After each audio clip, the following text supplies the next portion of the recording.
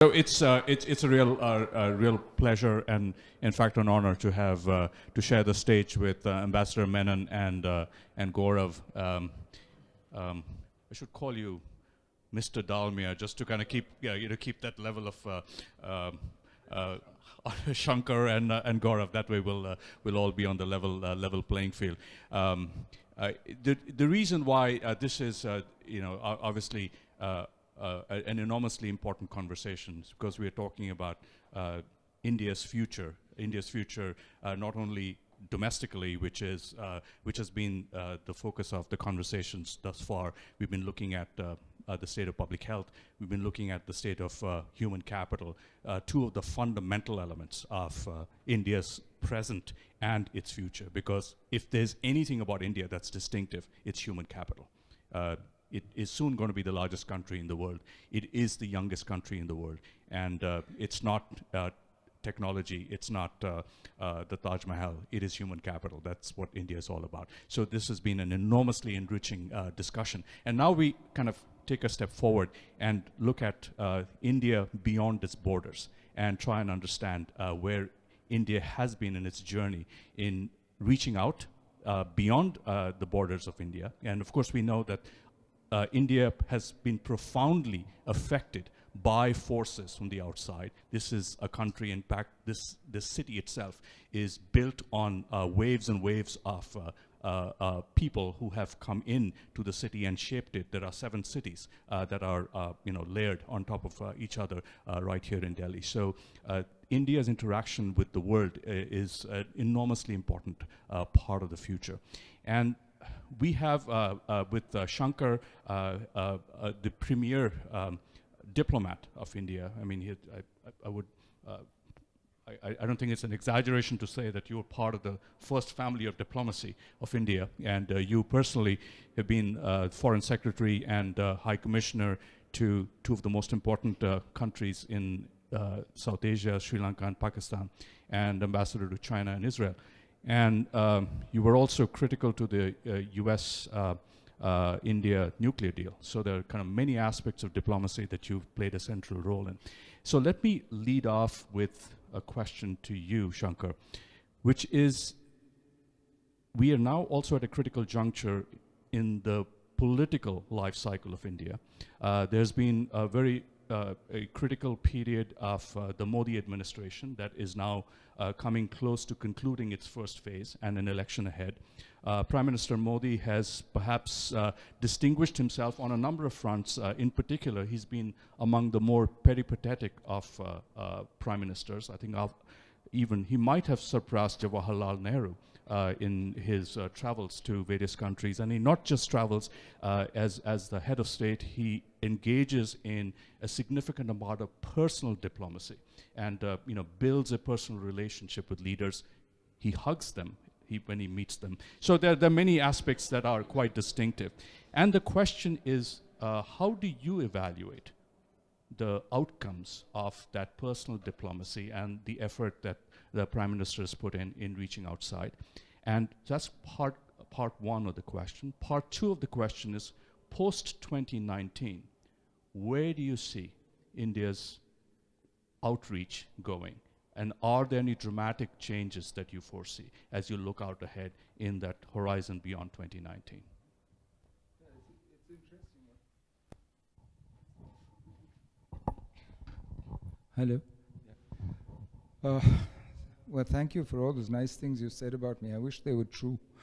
But, it's interesting what you said at the beginning about human capital being India's big resource. And luckily, diplomacy is something that people do among themselves. And people are essential to it.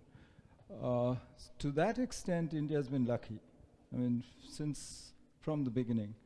And if you look at it diplomatically, we've survived much harder situations than this recent bout of disruption or turbulence or uncertainty or whatever you want to call it in the last few years. If you think back to the 80s and so on, it was a much harder situation.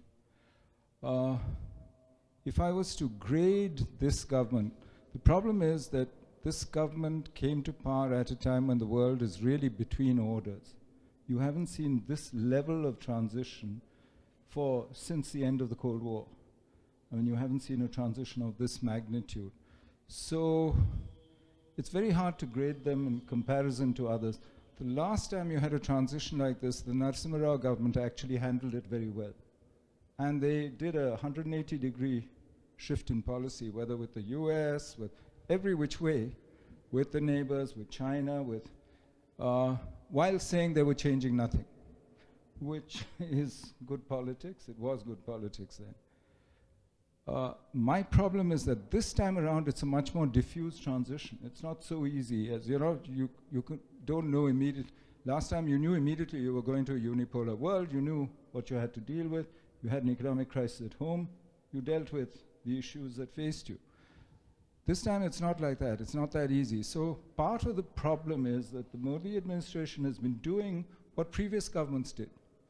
But to do the same thing in a different situation and expecting the same results as before, I mean, that's an inversion of Einstein's definition of madness, you know. There's a problem there. So my grading would be a B plus or a B for these three reasons. One, not adjusting sufficiently to the shift in the world order. Secondly, not bringing your foreign economic trade policies in line with your political military ambitions and projections. I think you're running an open political military stance, saying I want to engage, I want to do much more abroad, but you're raising tariffs for the last 3 years successively. And there's a problem here. You lose credibility if you're not actually doing the same thing as. But on the other side, they've done, where this works, doing the old policies works, they've managed a very difficult transition, internal transition in the US. And they've managed to keep the relationship with the US on an even keel. Where the old policies kept working, Japan, for instance, where you'd started something, it's really grown over time. Look East, becoming Act East, is relative success. So it's a mixed bag, and that's why I would say a B plus, somewhere in that, between B plus, somewhere in that region. What should the next government do? I notice you say next phase. You seem to assume the Modi government. I'm just hedging my bets, so it could be. That's not hedging. Next government would be next hedging. Government, yeah. Well, what the next government should do, I mean, I think it follows from what I said. First thing, they have to do something on foreign trade and economic policies. Things like the RCEP, for instance. Secondly, the subcontinent, where we've lost ground. We need to actually go out there and be a positive provider of political stability, security, and contribute to the economic integration of the subcontinent. This, if there's ever a time to do it, now is the time to do that. Thirdly, I think I've argued this, many of you have heard me say this before, we need a new strategic framework for the relationship with China. This is not, today's China, today's India is not the same as when we evolved the last framework 30 years ago. It worked for 30 years, kept the peace, but today it's very different. Our interests rub up against each other. We need to find a new way of, so there's a general rebalance required, I think, in the bigger relationships, because that also includes the triangle with the US and so on, and the relationship with Russia. But most important, in the last few years, all foreign policy is domestic policy, it's true. But you know, domestic policy doesn't drive foreign policy exclusively. But that balance has shifted in the last few years in our case. Foreign policy is increasingly used for domestic party political purposes. And that balance, I think, we need to bring back to where it was. And for that, we need to build internal capability to deal with the rest of the world. I think there is a gap there between our ambitions, the way we project ourselves. We talk big, but we really need to do a lot of work at home to build capacity, which supports the kinds of policies.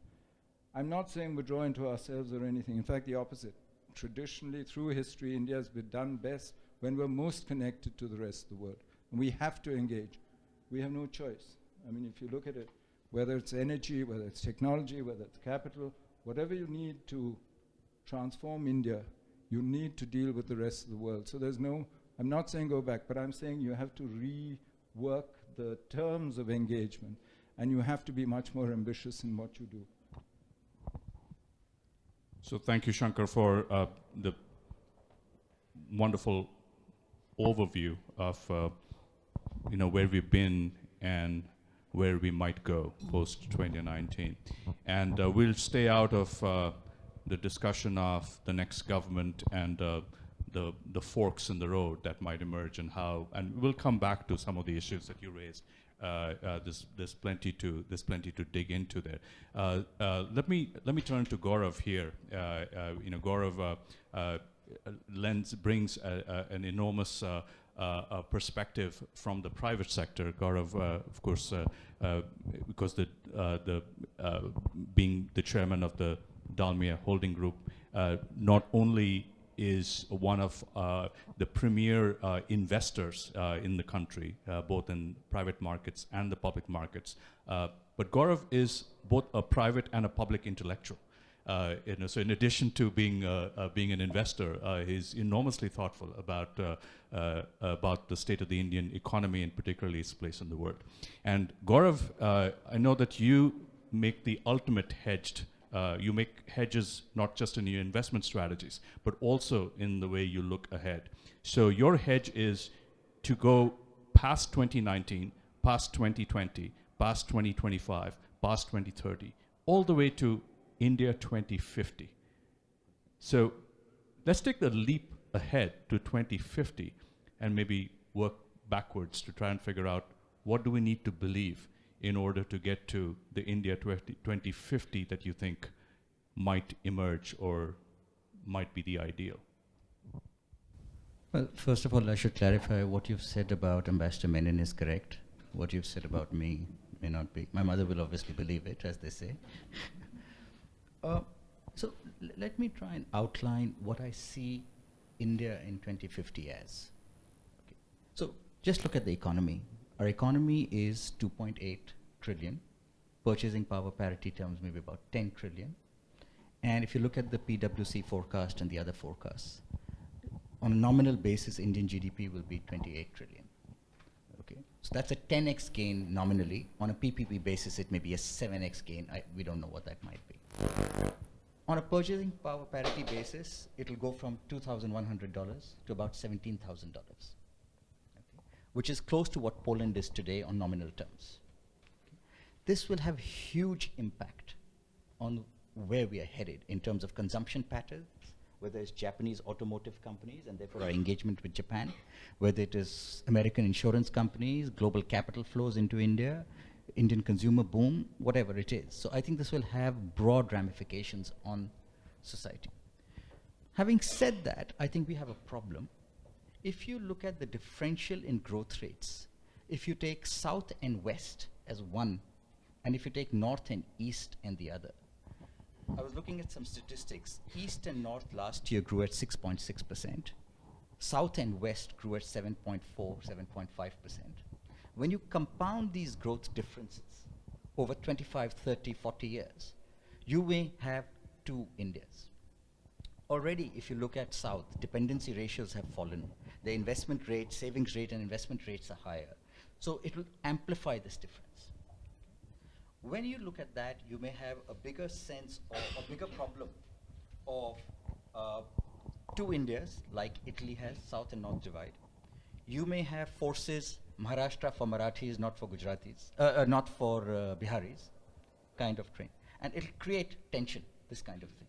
How we will deal with it, we don't know yet. I suppose we'll discover the solution to this. So this growth will have its own challenges.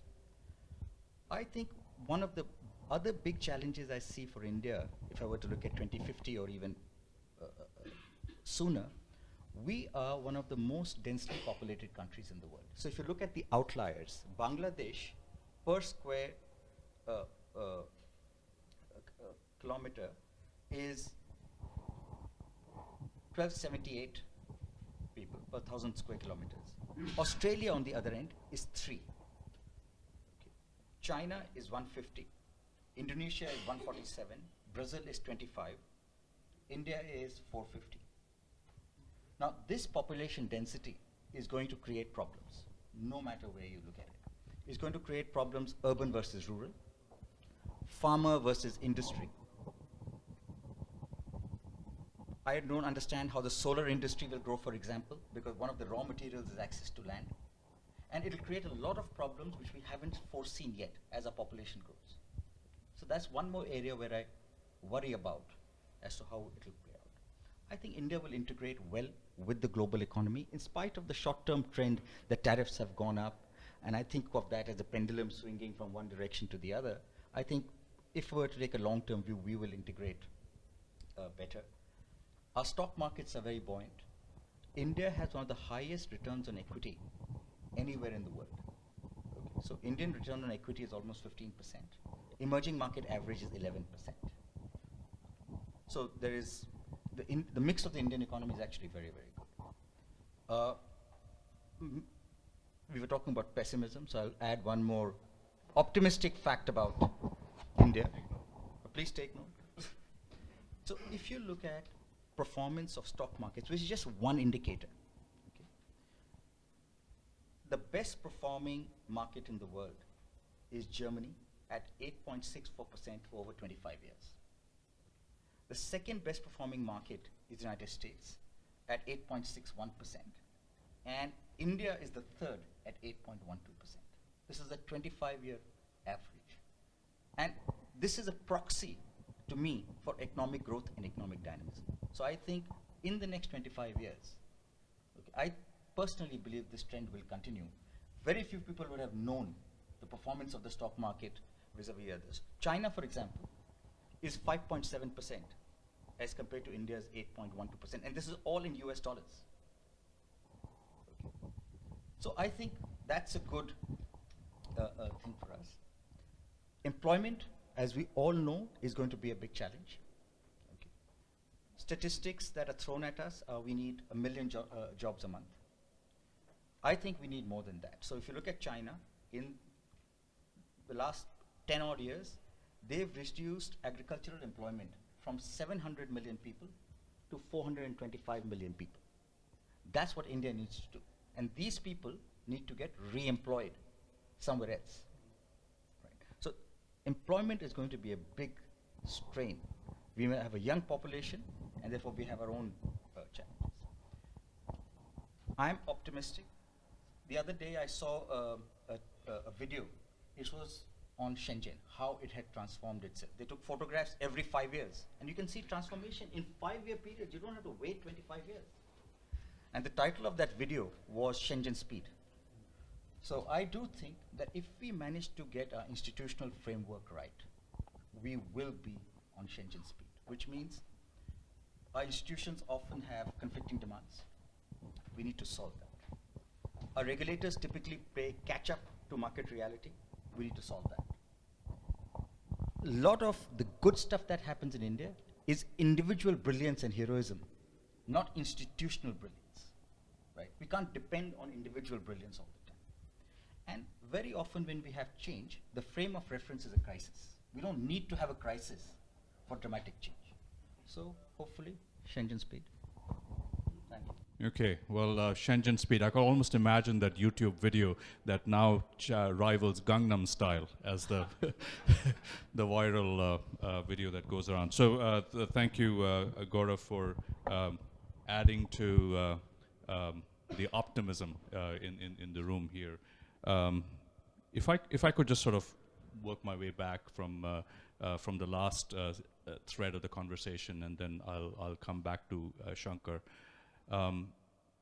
Let's pick up on the notion of employment, and also the notion of the stock market being, a standout performer, third after Germany and the United States. That is, tremendous.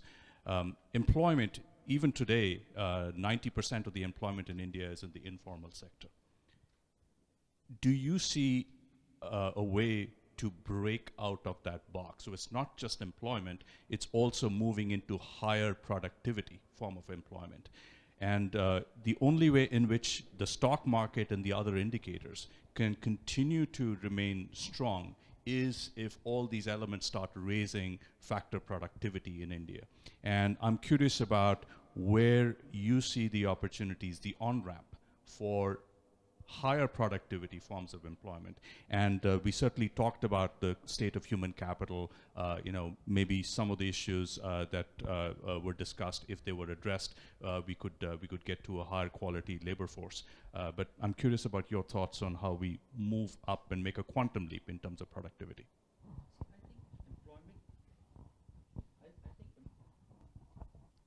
I think employment is a paradox in India. We say we have people. Industry says we don't have people, because industry actually has to train people to employ them. So there's a skilling issue. Another measure of that is we do surveys every year in the January, February timeframe for increments that you give out in April, because the financial year ends in March. At the best of times, the increments that were given, I'm talking about studies for India as a whole that we conduct, and then we translate it into increments we want to give in our own companies, were about 13% increment. 2007, 2006, gung-ho, so on and so forth. Take about 7-8%, I guess, inflation at that time. You had 6% real wage growth in boom periods.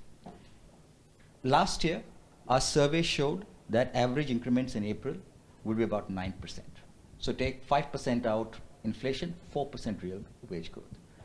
In any country, when you have 4 to 6% real wage growth, it means there's a shortage of talent. So that's another metric.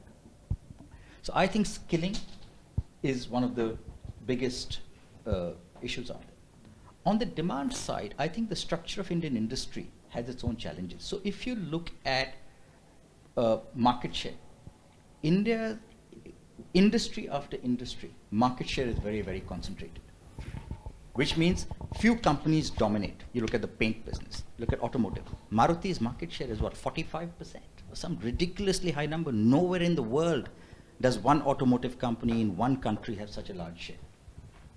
So SMEs are quite squeezed out.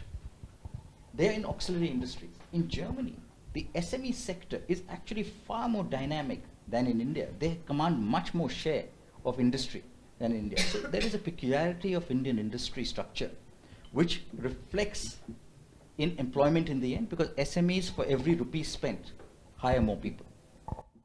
This certainly sounds like a bipolar pattern, because on the one hand you have the highly monopolized industries, and then 90% of the workforce is in informal sectors. Exactly. Yeah. So I think that, how it will change, I don't know, but I think it is changing.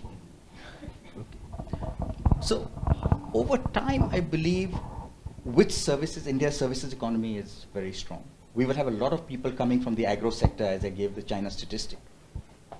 They need to be employed, and I think if you do skilling and change regulations so that the SME structure, sector prospers relative to India as a whole, I think this problem will sort itself out. Okay. Okay. Well, we will come back to the problem sorting itself out. But let me go back to Shankar on. I'm hedging myself. I hope it will sort itself out. No, you can't get away with those. Make a definitive statement. If there was a table in front of you, you got to pound on top of it. And, so this is no place to hedge. Shankar, so you mentioned a number of different issues, and certainly you hedged your grade, for the administration's foreign policy. And there are, of course, many different factors in play. And it's also to give credit to the administration. It's not just the administration itself and its own issues. The world has been going through a few convulsions. Certainly on the political front, we have some minor tremors in the United States, the UK minor tremors, the US Russia relationship minor tremors, the US Middle East continues to remain challenging, and with some acute spikes of late. And then of course there's China, and you were ambassador to China, and you have a unique perspective on China. And of course no discussion of India, whether from outside India looking in or inside India looking out, can escape the notion of China. So I'd like to dwell a little bit on your thoughts about China and how that then percolates to India's role in the world order. In the United States right now, when all of us sort of got on our flights coming here, the US had reached what everybody's calling peak iPhone moment. As in, Apple is no longer the shiny object in China anymore. No one's buying iPhones. It turns out the Chinese economy has been slowing down for a long time. It's just that only now the newspapers have started, reporting it. So I guess one question is, and this is, it's translating into a heightened interest in India. And this has been there for a while. If you look at most of the technology companies, Apple, of course, has struggled to make inroads into India. But you have Amazon, it pledged $5 billion to crack India. And if you thought that was a large sum of money, Walmart put in $16 billion to just get a toehold in India. So they are breaking down the doors to come into India. And a large part of it is because they can't really do much in China. And if China has hit peak iPhone moment, and I'm not just talking about the commercial side of things, but there's a geopolitical aspect of a peak iPhone moment for China, and certainly the US administration has not done itself any favors with the trade wars and other rhetoric that's going on. So how do you see China's flattening? Is this both commercial and political flattening?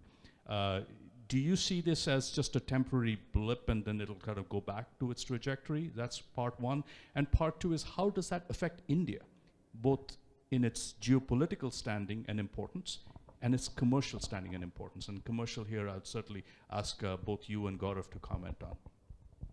But that's the big question for all of us. I mean, you look at any bookshelf in a bookstore on China, and it starts with when China rules the world, and it ends with when the coming collapse of China, right? And where you stand on that spectrum is really a matter of judgment. I mean, I don't see a collapse, but I don't see a world dominated by China either. But that's just my view, and your view is as good as mine, and pick anywhere on that spectrum.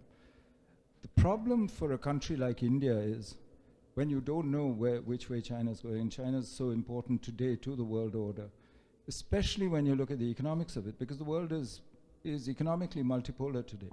I mean, over 50% of growth in the world economy last year came out of India and China.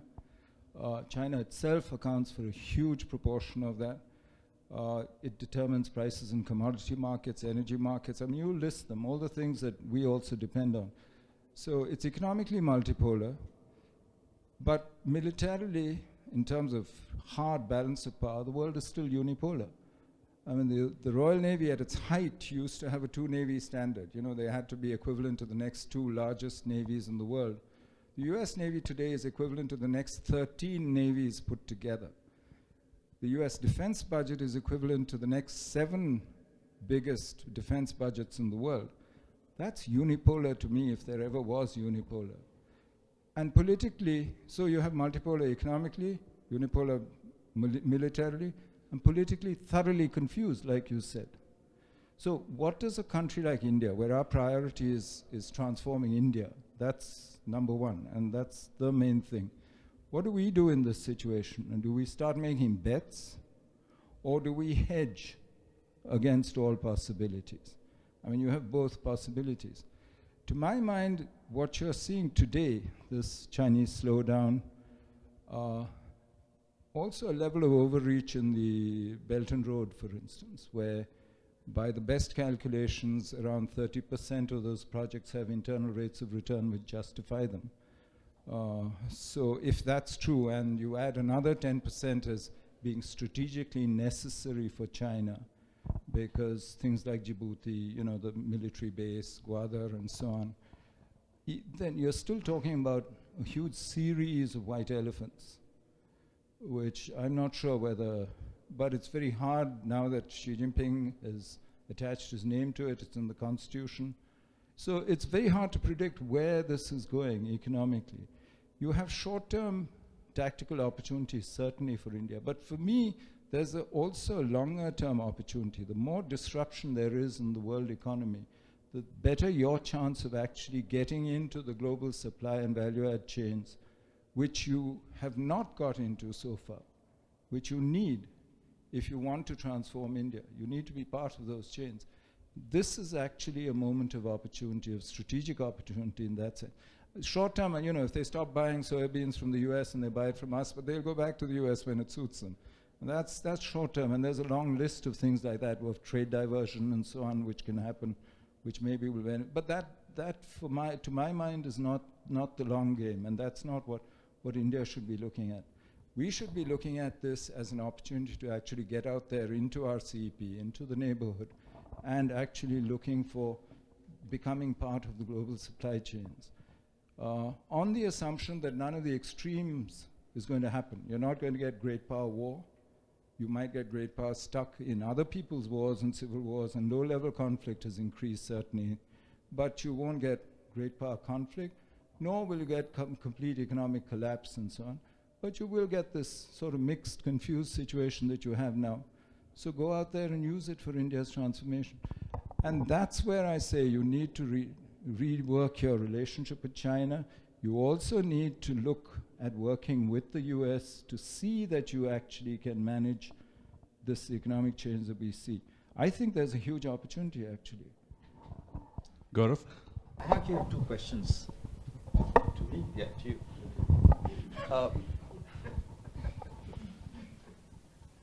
The world is seeing rise of nationalism in different countries. Do you see rise of nationalism in China and what the implications might be for the world and India? And second, Kishore Mehbubani has famously said India should play cunning between the turf war between China and America. Just wanted your comments on that. About nationalism, what you've seen actually is the rise of, I'd say, demagogues and authoritarians. And this has been across. I mean, it's, you know, it started in Asia, actually. If you look at Abe, Xi Jinping, Modi, Erdogan, Putin turning, and Trump is really the last of this series. I mean, the US seemed to learn from the rest of us, which is fortunate or unfortunate. Don't forget Bolsonaro. Also, oh, well, you have a long list in between, actually. There's several. But it's... and for them, it's natural to rely on nationalism, ultranationalism, nativism for their legitimacy. I don't call them populists, because I don't see why you should give them the population. And none of them actually has more than 35% of the vote. So to call them populists is a misnomer. But what they've done is they've used the effects of globalization and the threats it's represented to identity to come to power and rely much more on nationalism. In the Chinese case, you know, it was easy for the Communist Party. Legitimacy at the beginning when they came to power was nationalism. They had this story that they fought the Japanese, not the Kuomintang, which was untrue, but they managed to sell it.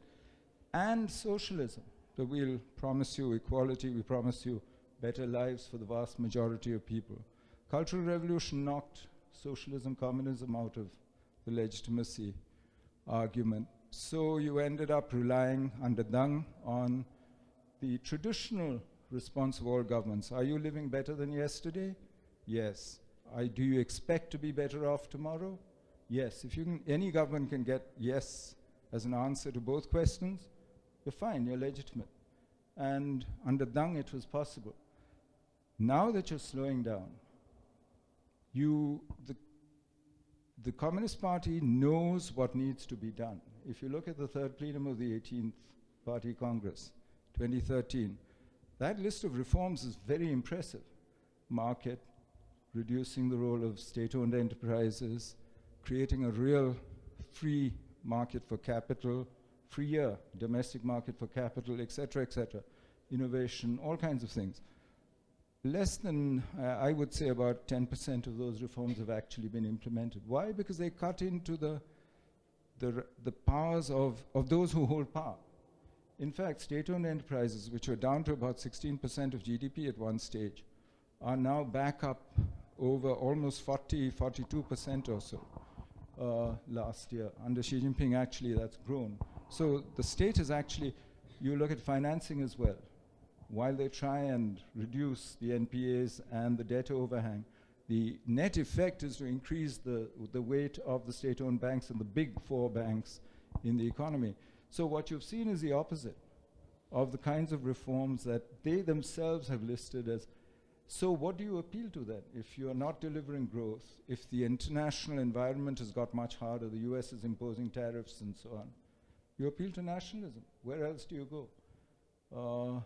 And you see the same thing across the board. I mean, the Chinese are not unique in this. I think they're part of a phenomenon which we know, the US knows, Japan knows. Well, what it does is it makes diplomacy, the give and take, the negotiating much harder, and actually leaves you very little room to actually deal with issues which in the past you might have compromised and you might have postponed. And you could say leave it to future generations, but you can't anymore once your legitimacy is. So it is harder. Sure. So Gaurav, if I could turn to you with the same China question on your road to 2050, where does China factor, and are there any particular plausible scenarios that you see for China as it affects your vision for India in 2050? Bhaskar, make two comments. One, it's established already that China is the manufacturing center of the world in many ways. Okay. You see that in supply chains and so on and so forth. I think what's underestimated is how China is becoming the innovation capital of the world, or might be becoming the innovation capital of the world. So if you look at the war in artificial intelligence, China is not a distant second. It's either number one or a close number two to the United States.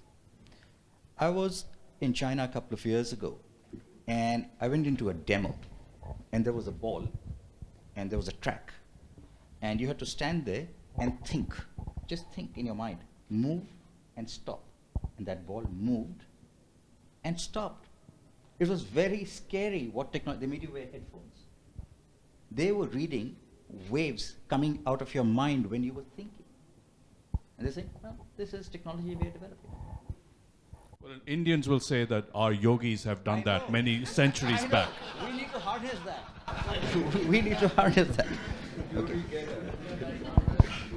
So their investment in technology, that is going to pay off 20 years from now. They are investing big time. So that's one trend, which I think that will keep them in the forefront of some kind of economic force in the world, even as wages go up, the currency goes up if it does, and so on and so forth. Second comment I want to make is, as China goes, the Belt and Road Initiative will have its own problems in Africa, in other countries. And India's counter to that is actually the Gujarati network. So on one side, you have the Belt and Road capital going into Africa, resource countries and so on, and then you have the Guju trading community, who I think actually have better goodwill than Chinese capital.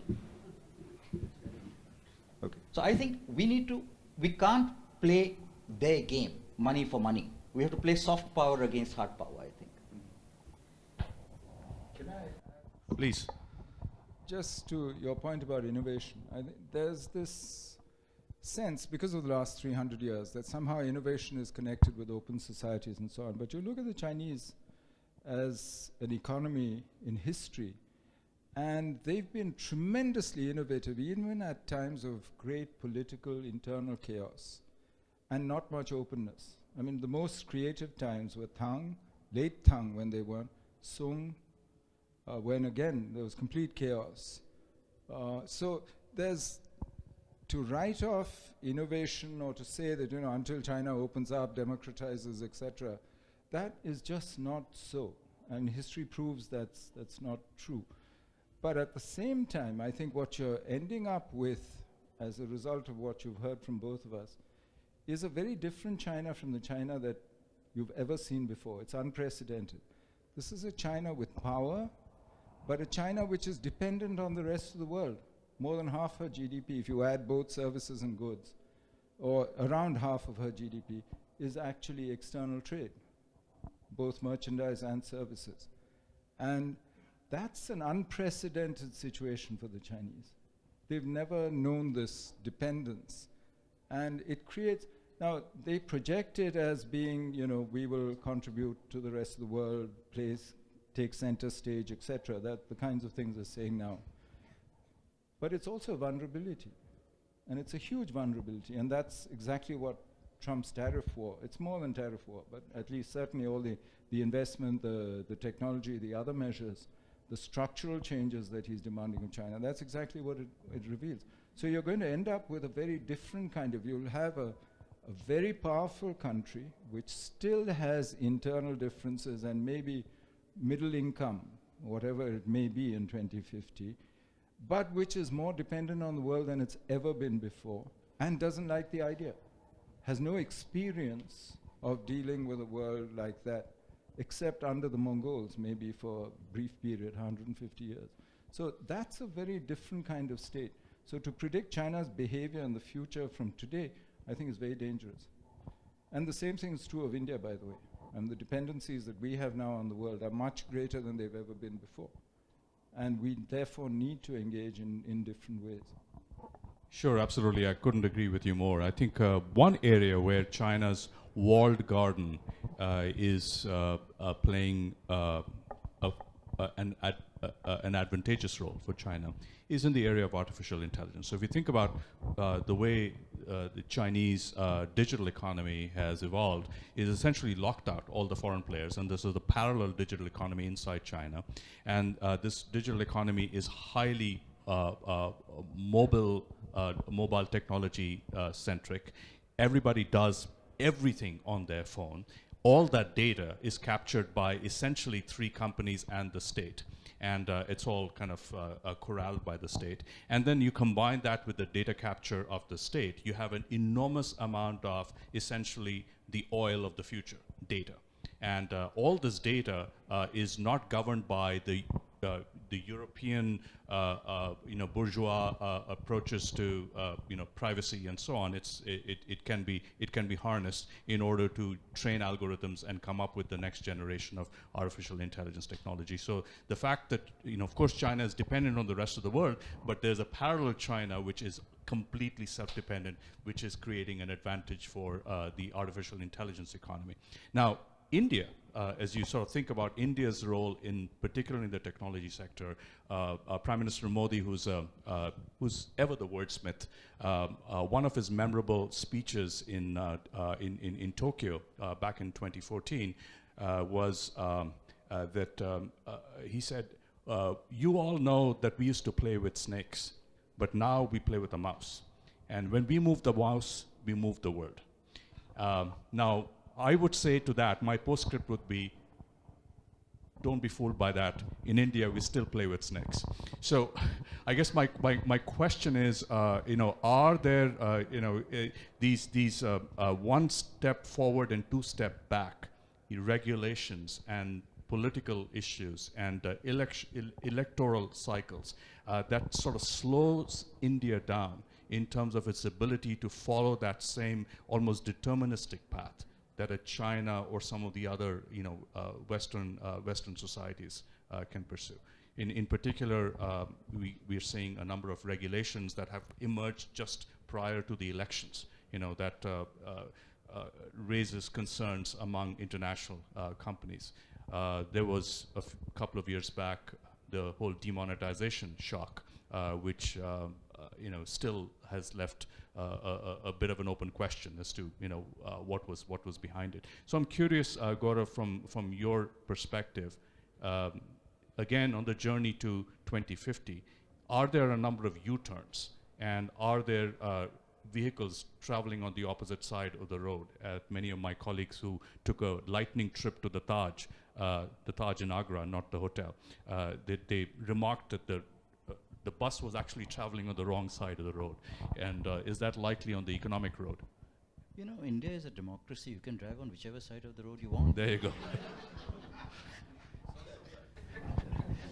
So I think democracy has its own constraints, and that's well known, and we will operate within those constraints. I do think a 5-year election cycle does push you back at times. I believe a bigger problem is not the democracy. A bigger problem is the strength or weakness of our institutions, something I already commented on earlier. And I think the way we play catch-up, the way we make changes in the frame of reference of a crisis, affects how fast we can move forward. I don't think the issue is a BJP ideology versus a Congress ideology versus some third ideology. I think there is reasonable amount of coherence in that. The issue is how do you implement that? And I think over there we come to the problem institutions. So I think we have to be prepared about 2 steps forward or 4 steps forward and 1 step back. That step back may be internally generated. It may be generated by what's happening in the world outside, and so on and so forth. And I'm personally not disappointed, because if you look at what's happened in other countries, just ignore China for a second. They've gone through similar patterns, right? We will go through ups and downs, but I'm optimistic that the trend line will pretty much stay. I don't think we'll take a big detour. Well, in terms of elections and foreign policy, luckily elections in India have always been fought on domestic issues. Even 6 months after 26/11, that wasn't an issue, or relations with Pakistan weren't an issue in the 2009 elections. So that leaves foreign policy pretty much free to go on despite the electoral cycle, and because there's been a broad consensus, like you said, across the board, whether it's on the economic course or on foreign policy. There isn't that much difference between what various governments have done externally. So I'm not sure that it really applies. I think the problem is that, and the job of, you need to provide sufficient security for India to transform itself, to grow, and right? You can't provide absolute security. And the trouble is that that world is getting much harder today to do that. It's getting much, much harder for many reasons, but that's another. So just on the notion of elections, if there is any foreign policy issue on which elections do turn, is the India-Pakistan conflict. I'm wondering whether that still is true. I don't think that's true anymore. And Okay. that's why I mentioned 26/11. Yeah. If you had a general election within 6 months of the Mumbai attacks. The opposition tried towards the end of January 2009, the election was in April, May, to raise this. But the pushback they got from people was so negative, basically saying, why are you playing politics with a national tragedy? Which, it shows good sense, basically, that they dropped it. It didn't even figure in the campaign as an issue. Now that's quite remarkable when you think of it. But it also shows that there were other more important things that Sure. bothered people at home. Sure. So I'm going to ask one more question and then open this up to the room. By the way, how much time do we have? Half an hour. Okay. So let me ask one more question. We'll open this up and then maybe a few more questions. Gaurav, you mentioned that India is the most crowded place on the planet. And it's not hard to see that. You step outside any street in India and you can see it is the most crowded place on the planet. First time I ever went to China, and actually this was at the time when Shanghai was still in development, and I got off the airport in Shanghai and went into Pudong, and there was literally nobody there. There were all these steel and glass towers and no one inside those buildings. You could see right through them. And for me, it was a huge shock because I came, I knew India was a country of 1 billion plus people. China is a country of 1 billion plus people. In India, you look outside any street and all the 1 billion people are right there. And I didn't see a single person in all of Pudong. So I was kind of wondering what's going on there. So highly crowded and a lot of challenges in the environmental sense and so on. Now, if you look at both India and China and their role in the larger global order, we talked about geopolitics, we talked about security. Let's talk a bit about the environment, which has been a huge issue on which the United States has, at least we hope, temporarily taken a step back. And India and China are next in line in terms of doing something about it. And where do you see the commitments that the two countries have made, not just to the Paris Accord, but kind of the follow-up to the Paris Accords, and how would you rate the follow-through on those commitments on India's part? And I agree with whatever he says. Okay. No, it seems to me that, again, we're driven by crisis. And we certainly have an environmental crisis today. When you look at it, the top 10 most polluted cities in the world, 9 of them are in India today. And you look at India, at Delhi, for instance, it's a problem. What's going to drive the change, and already you can see the change in India's negotiating positions on climate change. in whether it's trying to build a solar alliance. These are all things that 10 years ago would have been unthinkable. Is basically the Indian middle class itself is going to say, I'm not going to bring up my children in this. This is not good enough for me. I demand change from my leaders. And I think that's what's actually driving it. After all, what led to the last big cleanup of Delhi's atmosphere, of this, when all the buses, everything was put onto CNG, was people going to the Supreme Court and taking a public interest litigation to them, demanding change. So ultimately, the political process will drive that kind of change in India.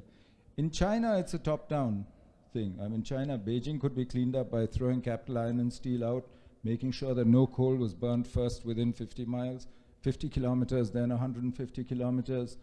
And, you know, you could do this by fiat. Here, it's going to be in bits and pieces. And it'll be in response to, but both will lead, because they will lead in their own interests. For us, both. By 2025, we will be, more than half of all the Indian population will be urban. So it's part of the urbanization problem. China by then will be about 75% of her population urban by 2025. That's not so far away. And you can see the results around Shanghai, not Shanghai itself, but you go outside Shanghai, places which used to be communes 20 years ago, and you can see the difference. So both will lead on climate change, and they'll lead in their own interest, because I don't think they have any choice. Gaurav? Well, I do believe that pollution is going to be a major challenge if you look at water table and rural incomes related to directly or indirectly the agricultural sector. I think this is a very big challenge. And, you know, as just been pointed out, Indian leaders don't have the degrees of freedom that Chinese leaders have. So in India, I joke, good leaders are good followers. And until public opinion builds at a certain level, no dramatic change would happen. But I do believe if you just look at air quality, all of North India, not just Delhi, it's pretty dismal. I mean, you look at the Google Maps, the Google Earth images, and they're scary. And I don't think we're doing anything to control it in the near future. So, you know, if I were to predict 5 years from now, we'll be much worse off, whether it's water, air, garbage, you name it.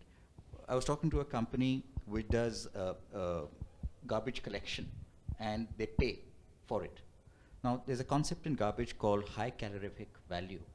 Now, they were saying, look, we made certain assumptions based on population size that we will get this kind of garbage, so much metal, so much high calorific value stuff.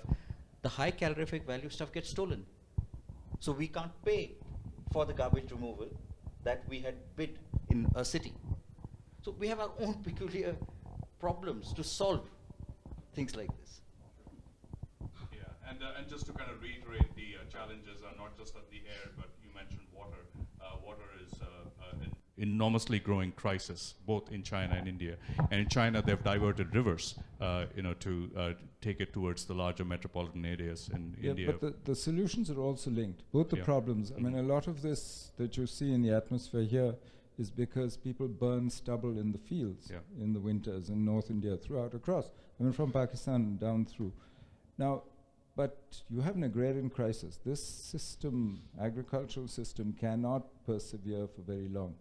You've seen the disparity in prices. You've seen what it leads to, basically. Yeah.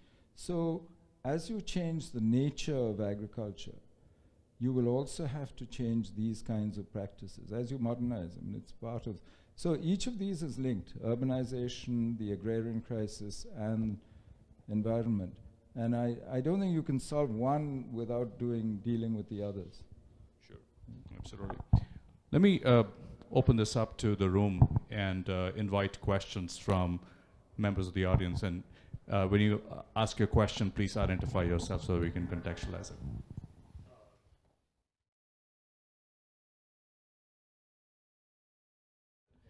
I'm Nitya. I work for a policy consulting firm here in Delhi, and thank you so much for your viewpoints here today. And I've got a question apiece to each of the panelists.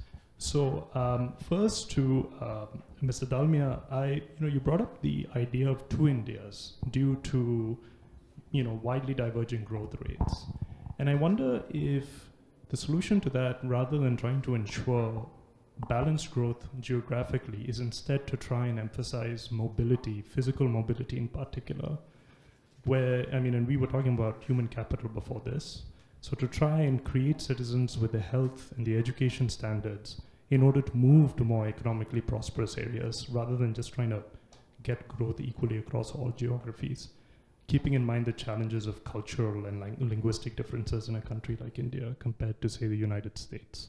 So I'd like to get your views on that.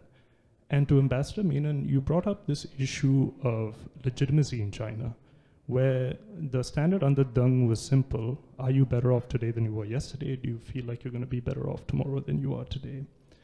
And parallel to the conversation, this conversation of whether Indian democracy is actually, somewhat of a leash on how effective we are technocratically. Do you believe that the Indian polity as such is the social compact between the Indian states and its people is made more durable by a democratic system that allows the percolation of upward pressure in a way that the Chinese state has not allowed? So in some ways you could ask an Indian citizen, do you feel better off today than you were yesterday? And the answer can be no. Do you feel like you're going to be better off tomorrow than you are today? And the answer can be no. And yet the state may not be threatened.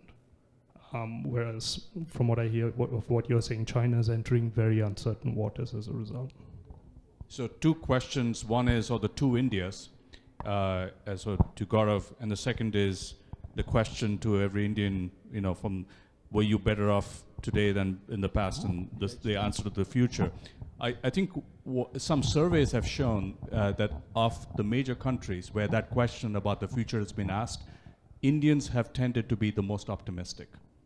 So that's sort of an interesting little factoid. But anyway, Gaurav. I think there are limits to migration in a country which is densely populated as India. But that's already happening, both in terms of temporary migration. So people from Bihar move to Bombay, work, come back during harvest season, go back, or go to Punjab during harvest season, and so on and so forth. You can see that. And permanent migration for better jobs, industrial jobs, or this, that, and the other.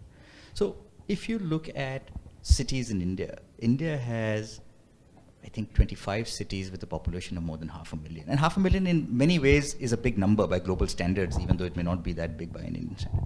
And these are cities growing at 4-5% a year in terms of population. So that we already see. But I don't think that can solve the north-south kind of divide, or the east-north and the west-south kind of divide.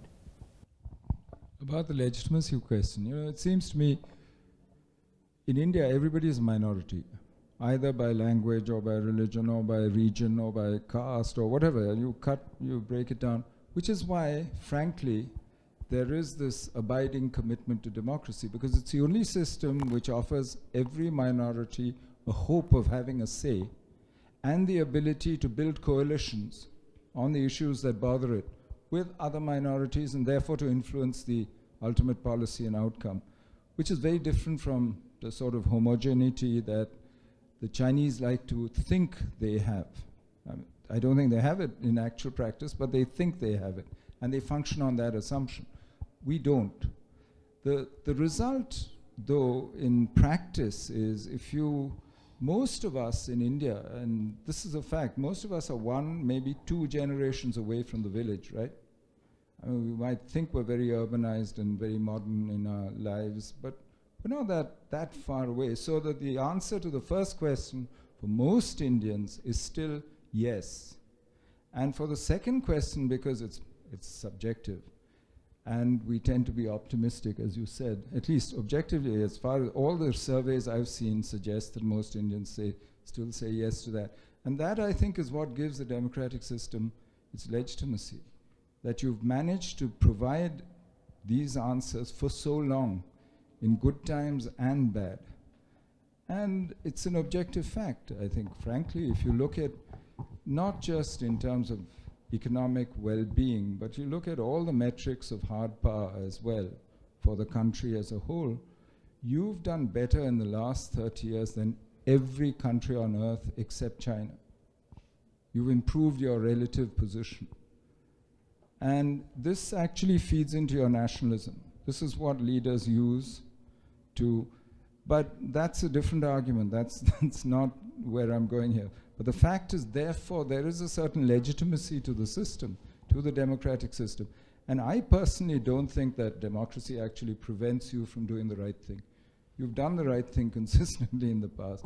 I don't see how it stops you from doing it. That if you didn't have democracy, you wouldn't have the chance to do the right thing at all, given the way you are.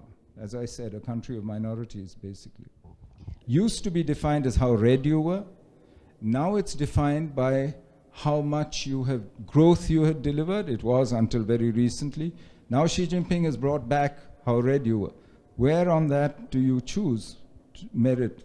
So we here actually have a system where when you select people for jobs, you leave it to other people's judgment. In other words, reputation rather than merit counts for much more in our choice of who makes the decisions. I'm not sure that any system has solved this problem perfectly of meritocracy. In fact, we're doing, between Harvard, we're doing a project actually with a Chinese institute and here on, and the Institute of Chinese Studies on meritocracy in India and China and how it actually works. And it's a fascinating field, but there's no simple answer to your question. You know, that, okay, here's a quick fix, we can do this. There is no answer to that. Questions, young woman back there? Yeah. Hi, I'm Swati D'Souza from Brookings, India. I have two questions. The first one is, Mr. Dalmia, you spoke about two Indias, South and West and East and North. But even within that, there are multiple Indias, considering the extreme income inequality that we are seeing across even the West and the East. Very recently, there was an Economist article that said to get into the top 1%, all you need to do is earn about 14 lakhs and higher. At an Indian household, 14 lakhs is not a lot of money. So, and if we have to look at it from a price parity point of view, what I pay for Netflix in India, I will not be able to afford that in the US. So how do you get rid of this income inequality when we are looking forward, not just in terms of region, but also in terms of within people living in Mumbai or even in Delhi? That's one. The other question is on China. To be quite honest, we've been speaking about India's soft power and how we can use India's soft power for in multiple regions, some where we've been successful, some like in the energy sector where we've not been successful. Given the One Belt and One Road initiative, China's doing a considerable number of things, be it Pacific Island, be it Africa, be it the port. How do we counteract? Because soft power has taken us some way, but it's not really putting us on parity. So when you mean change relations with China, how do we take this into consideration? Thank you. I'll try and address the first question. I think Ambassador Menon can handle the second question much better than anybody else.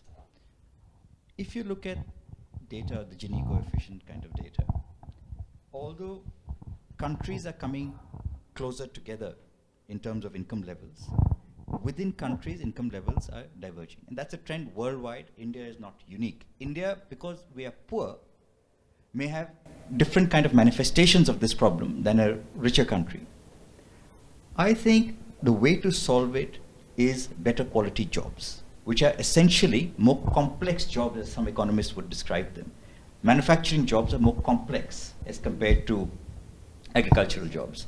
Service jobs you can break up into high-end services versus low-end services. Unfortunately, a lot of Indian service economy jobs are low-end, so you have to move them into high-end. So a big thing here is, of course, skilling. Economic growth will lead to demand for better product, better services, this, that, and the other. Therefore, it will naturally happen. But I don't think, as a society, we are ready yet to make a big leap to shrinking this difference. I don't think we are ready institutionally, structurally, as a society. So I think in the near to medium term, this is almost a given. It's sad to say that, but I think it's a given. I think what we can hope to do is make moves today that will shrink this gap 10 years from now, because that's the lag between cause and effect, right? That's the lag.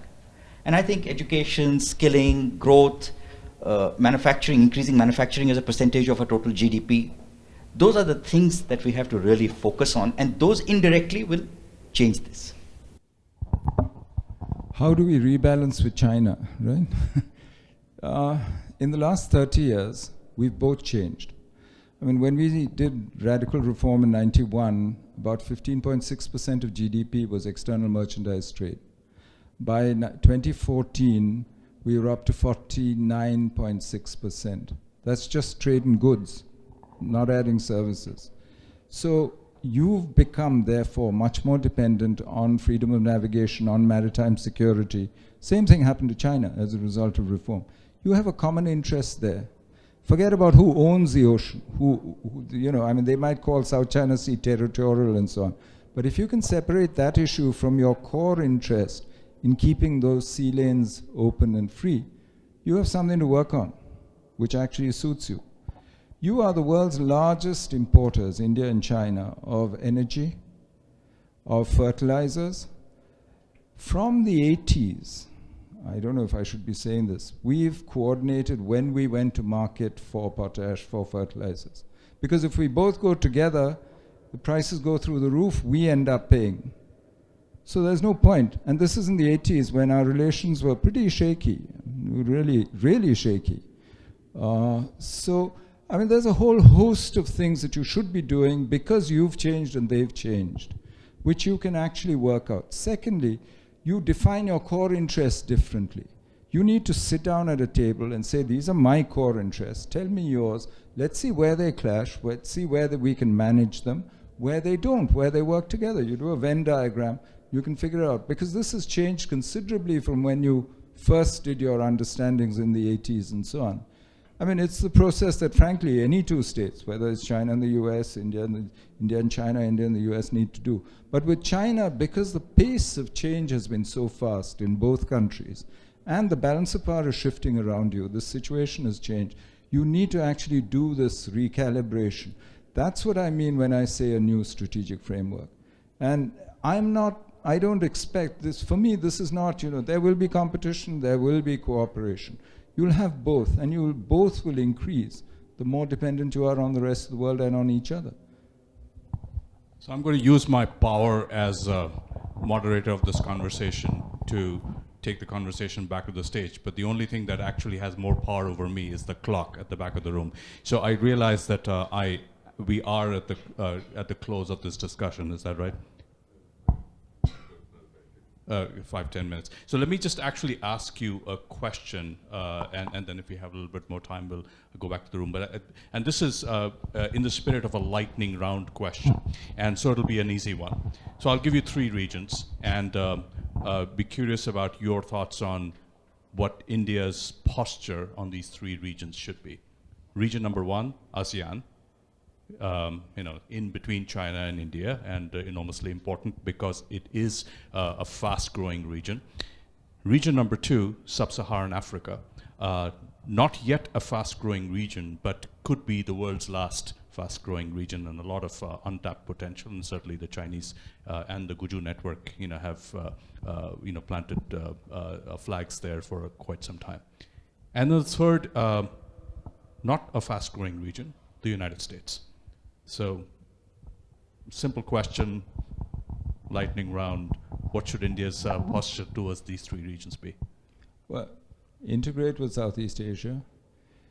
Do everything possible with the US, because the US is still the global superpower. China is not, and will not be for some time. She might be a superpower in Asian terms, but she's not a global superpower. And you need to work with the US, just in India's interest. Sub-Saharan Africa, make your investments, make sure you have a presence, but don't expect returns right now. Gaurav? Don't understand a lot about geopolitics, but I clearly understand the first 2 portions. Integrate more with Asia, Southeast Asia, ASEAN. certainly America is the leading power in the world. I'm sorry, And if you could you just explain what you mean by integrate more with us? in terms of trade, cross-border investments, politically, certainly America is the largest, the most powerful country in the world. And India has natural linkages with America. India is a supplier of American CEOs, you know. So we have that goodwill, we have that power. I don't know enough about sub-Saharan Africa. It's a resource play. We need resources, minerals and oil and this and that. It's a resource play. I don't know how important it is in the hierarchy, but it would, to me, be a distant third, not a close third. We have limited bandwidth, limited capital, limited energy. Mm-hmm. Okay. There's some questions here, gentleman back there. Yeah. Hi, I'm Gokul Raj. So I'm an intern here in the development economics vertical. So, and thank you all for the insightful decision. So I have one observation and one question to Mr. Dalmia. So the observation is about the problems of democracy and legitimacy of democracy that we have discussed. So when former Prime Minister P.V. Narasimha Rao went to Singapore, so Singapore statesman Lee Kuan Yew complained about the democracy in India and problems of democracy in India. So to which Narasimha Rao thought about for a while, and he replied, the best antidote for the evils of democracy is more democracy and not less democracy. And my question to Mr. Dalmia is, so the title is India Beyond 2019. So the growth of India is really about the growth of Indian states. So we do really have to empower our states. We do have to give more powers to states. So India is not the federal polity in true sense. It's quasi-federal, but it's not a perfect federal system. So do we have to decentralize more powers? Do we have to make India more federal? Yeah, thank you. You know, we've discussed this amongst friends, amongst people like that. I have a very mixed view. In a classical, perfect type of world, I would argue we need to decentralize more and put decision-making closer to where the benefits accrue. In India, sometimes I feel when I see stalemates and I see inertia, that perhaps integrating it into one is a better way of doing it, which inevitably will mean you'll give less power to the states. So depending on my mood, I tend to think on one thing on one day, the other thing on the other. Ideally, I would like to go with option one, which is give more power to the states. Okay, so in the final minutes, Munish, you had a question, and let's make that the last question of the evening.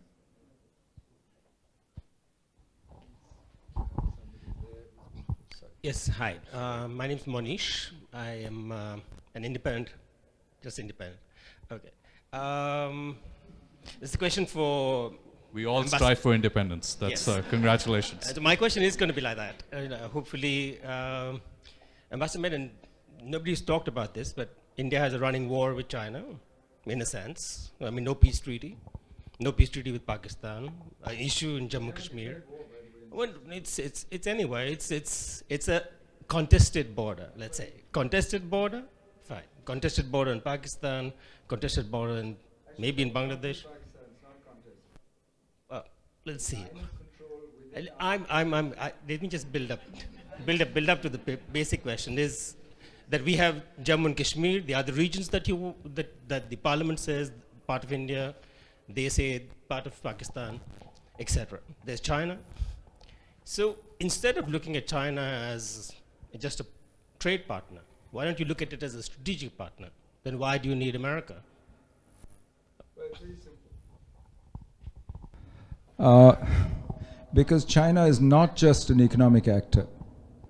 And her policy is less and less driven by economic considerations. Under Deng, he made it quite clear that economics was in command, and that the politics, he was quite ready to leave to other people. And that, in fact, politics would take second fiddle to economic considerations. That's no longer true, especially since 2008. Since the 2008 crisis, when I think some Chinese thought our time has come, that the West and the US is in terminal decline, it's all over.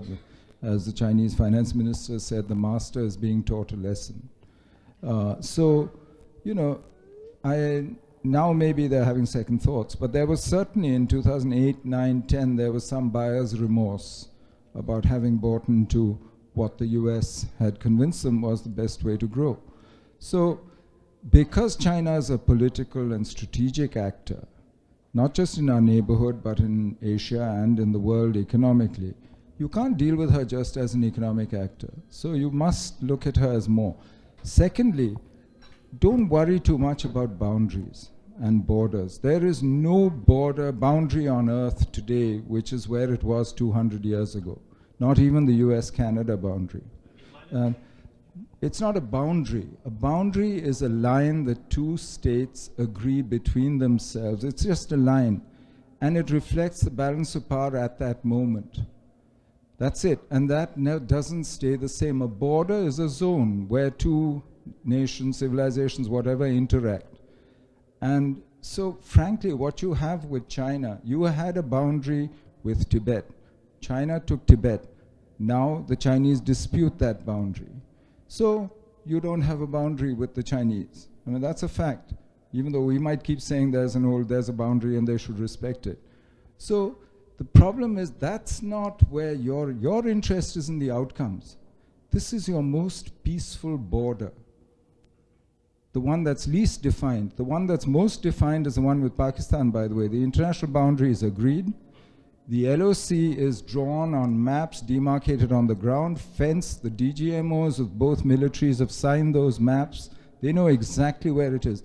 That's where all the smuggling, the infiltration, cross-border terrorism, shelling, killing, you name all the bad things you can think of. They all happen across those lines.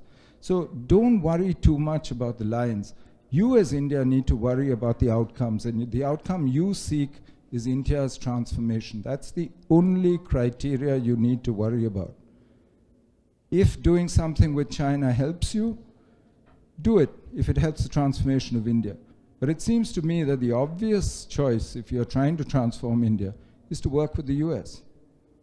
I mean, that takes a very high priority in any such listing of what helps you to change India, what doesn't. China falls on both sides of the line, can help you, and there are some things you can't do without China. It's a fact of life. But there are also things China does which don't help you.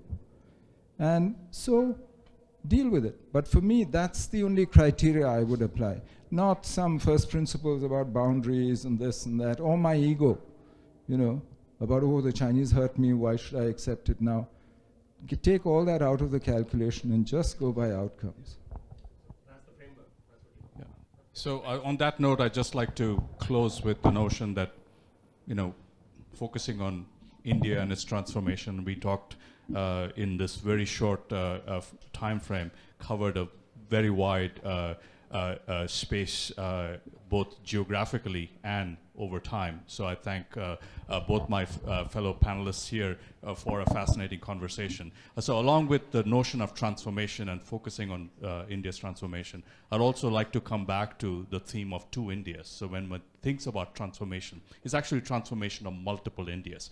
And the two Indias being the South, West, and Northeast two Indias, there's the male-female two Indias that Shamika reminded us, multiple times. There's the urban-rural two Indias. There are the kind of the multiple layers of two Indias who are, some who have escaped the mortality and stunting, and others who have not.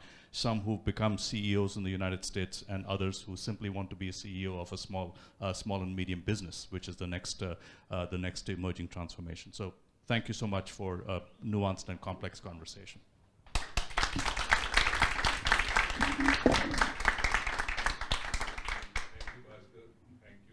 Thank you, Ambassador Menon, and thank you to Tufts for making this afternoon possible. There is tea in the foyer and refreshments for you. Thank you for coming. Thanks.